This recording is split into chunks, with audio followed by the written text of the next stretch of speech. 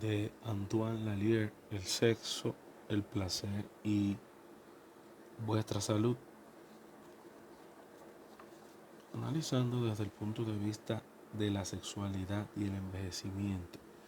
En los viejos, la costumbre y las solicitaciones eróticas constantes tienen ciertamente una influencia más marcada sobre la atracción sexual que entre los jóvenes y los adultos.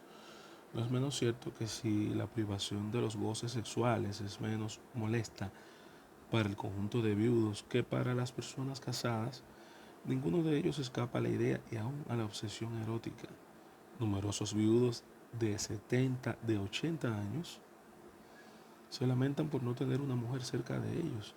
Les es difícil resistir a sus impulsos y se arreglan para satisfacerse al máximo de sus posibilidades.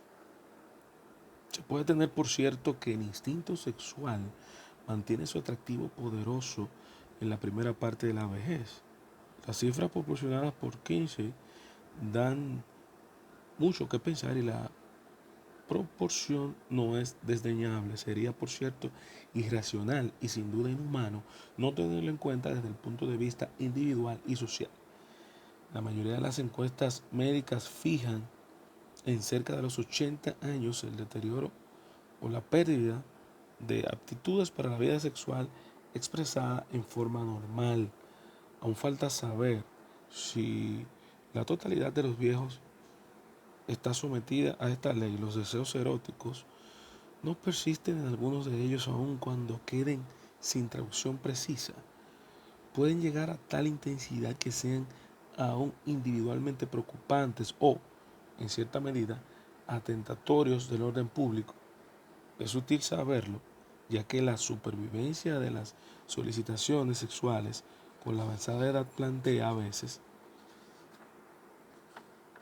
difíciles problemas con el cuerpo social, tanto en el plano personal como moral, si no son fáciles de resolver, si sus modalidades no están claramente establecidas.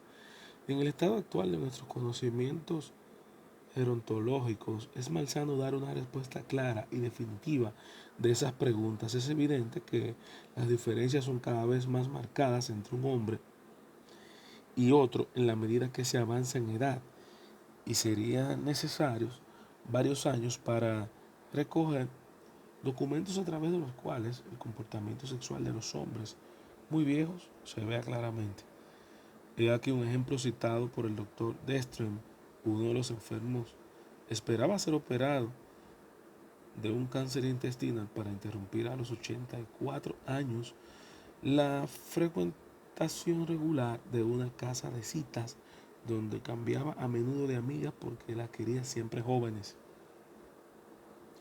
Había tenido con estas jóvenes relaciones normales hasta la edad de 82 años, en donde una primera operación quirúrgica lo había privado de su vesícula biliar. Desde ese momento había disminuido la frecuencia de sus citas galantes, a las que no se entregaba más de 2 tardes por mes. No escondía el interés que tenía en esas relaciones que eran, sin embargo, inactivas desde hacía 2 años. Se contentaba con una delectación que él mismo calificaba de estética y de contactos sin objetos definidos. Citaremos también el caso de ese hombre de 86 años, viudo desde hacía 5, que estaba en víspera de casarse con una sexagenaria, declaró haber tenido relaciones diarias hasta la edad de 50 años. Desde entonces, la frecuencia había regularmente disminuido hasta la cifra de 2 por semana, actividad sin la cual no podía vivir. Fue afectado por una apoplejía durante una tarde en los brazos de su amante, a la que se dedicaba de manera bisemanal. Cuando no suspendió sus actividades amorosas y abandonó después de 5 años tras haber sufrido una hemorragia cerebral, es decir, a los 91 años. A la edad avanzada, las manifestaciones inspiradas por el erotismo se transforman a veces en un placer desprovisto de gestos precisos. Esta feliz conclusión puede ilustrarse con el siguiente ejemplo. Se trataba de un hombre de 83 años, casado recientemente con una amiga de largo tiempo, mucho más joven que él, el matrimonio, que era platónico, había sido motivado por el deseo común de romper la pesada soledad y un afecto que se había afianzado al correr de los años. Este hombre siempre había apreciado la frecuentación de las damas. Convertido en impotente a la edad de 75 años, había mantenido el deseo de un acercamiento con el cuerpo femenino.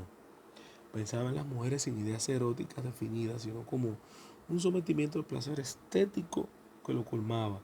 Apreciaba mucho el contacto carnal sin continuación que su mujer aceptaba de buen grado. Vemos entonces una transformación progresiva del placer erótico en sensación puramente estética. No se encuentran muchos ejemplos clínicos de actividad sexual mantenida más allá de los 95 años. Esto no significa de ninguna manera que esta sea la edad considerada límite absoluto, más allá del cual la pulsión sexual es totalmente muda. Esto es válido para el conjunto de las actividades humanas. El crecimiento de la longevidad hace retrasar la entrada en la vejez. La sexualidad del hombre sufre a partir de los 80 años un rápido declinamiento para parecer totalmente diferente de lo que era algunos años antes. Se mantiene, sin embargo, en condiciones comparables a lo que era antes a la senectud para algunos sujetos excepcionales. De todas maneras, no está permitido creer que los grandes viejos lúcidos y con buena salud dejen de tener interés en todo lo que evoca el amor en sus múltiples manifestaciones. Pero aquellos a quienes concierne este interés no sufren necesariamente frustraciones profundas cuando están privados de presencia o contactos femeninos, si bien los hombres adultos incapaces de refrenar sus deseos sexuales buscan satisfacerlo por todos los medios, testimonian un impulso patológico.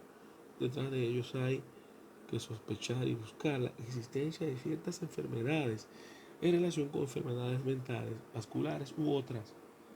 Para la mayoría de los viejos, el erotismo se orienta poco a poco hacia las veleidades, se manifiesta por la búsqueda de lecturas, de contemplación de obras de arte licenciosas, por la frecuentación de mujeres jóvenes sin contactos precisos y por la picardía de propósitos que tienen que ver con la apariencia social y el estado global de conservación. Esto puede llegar hasta el exhibicionismo y no siempre es fácil determinar lo que sucede con estas eventuales degradaciones mentales. En ese momento de la vida, como en otros, las fronteras están mal definidas entre lo normal y lo patológico de la actividad sexual senil. Las cifras que hemos dado y que conciernen a la impotencia del hombre en relación con el envejecimiento son de 15. La lectura de esas indicaciones revela numerosas objeciones.